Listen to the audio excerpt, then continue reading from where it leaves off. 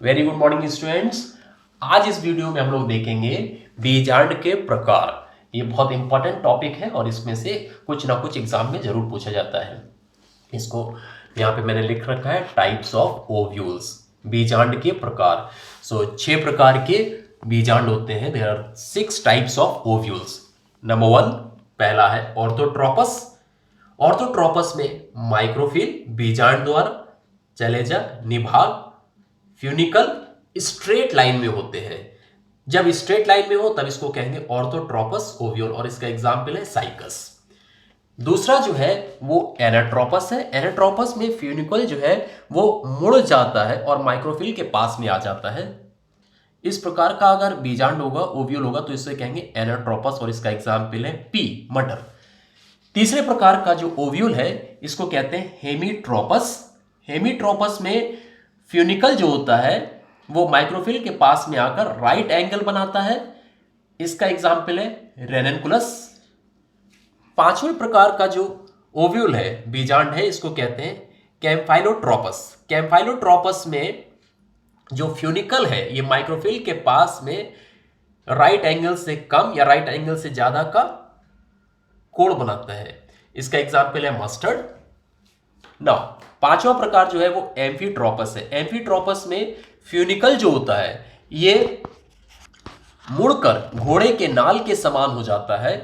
Funicle जो है वो माइक्रोफिल के पास में आ जाता है। इस प्रकार का जो ओव्यूल बनेगा इसको कहेंगे एम्फीट्रोपस और इसका एग्जाम्पल है पॉपी। नाउ छठा प्रकार जो है वो सिरसोनोट्रोपस है। सिरसोनोट्रोपस में फ्यूनिकल जो होता है वो बहुत बड़ा होता है और इसका एग्जाम्पल है कैक्टस। नाउ हमारा जो नेक्स्ट टॉपिक है मेगास्पोरोजेनेसिस, जिसको हिंदी में कहते हैं दीर्घ बीजाणु जनन। दीर्घ बीजाणु जनन या मेगास्पोरोजेनेसिस क्या होता है मैं शॉर्ट में आपको बता रहा हूं, फिर उसके बाद हम लोग डिटेल में डायग्राम से देखेंगे। Megasporogenesis is the process in which megaspore mother cell forms megaspores by meiosis division. दीर्घ बीजाणु जनन वह क्रिया होती है जिसमें मात्र दीर्घ बीजाणु कोशिका अर्धसूत्री विभाजन द्वारा दीर्घ बीजाणुओं का निर्माण करती है। अब इसको डायग्राम के साथ हम लोग देख लेते हैं। बीजांड के अंदर का जो भाग होता है इसको न्यूक्लियस कहते हैं। ये पैरेन्काइमा सेल्स का बना होता है, जैसे कि पहले वीडियो में बताया गया था। इसकी एक सेल जिसको कि हाइपोडर्मल कहते हैं, यहां पे लिखा है मैंने, पहले इंग्लिश में बता देता हूं। Hypodermal cell increases in size and becomes large and it is called primary archesporial cell.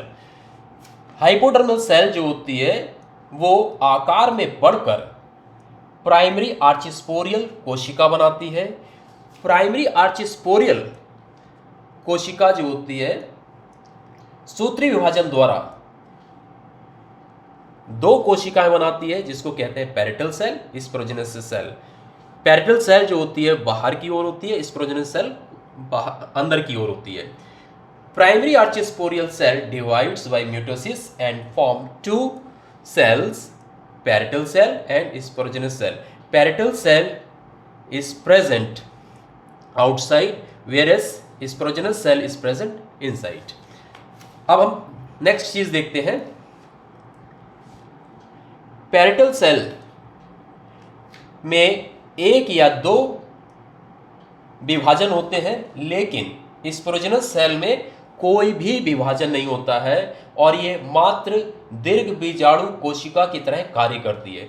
Parietal cell divides once और twice but sporogenous cell do not divides and acts as megaspore mother cell. ये जो megaspore mother cell होता है ये divide होकर ये meiosis के द्वारा डिवाइड होता है और 4 हैप्लॉइड सेल बनाएगा। यहां पर देखिए मैंने बनाया 1 2 3 4, 4 अगुणित कोशिकाएं बनेंगी। ये कौन बनाएगा? Megaspore mother cell. नाउ ये जो मेगास्पोर मदर सेल ने 4 हैप्लॉइड कोशिकाएं बनाई थी, इसमें से 3 सेल, यहां पे मैंने लिख रखा है 3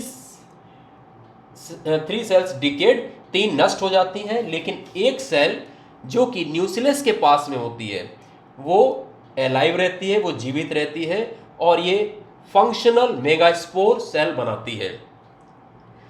the cell which is present near the nucleus remains alive and becomes functional megaspore.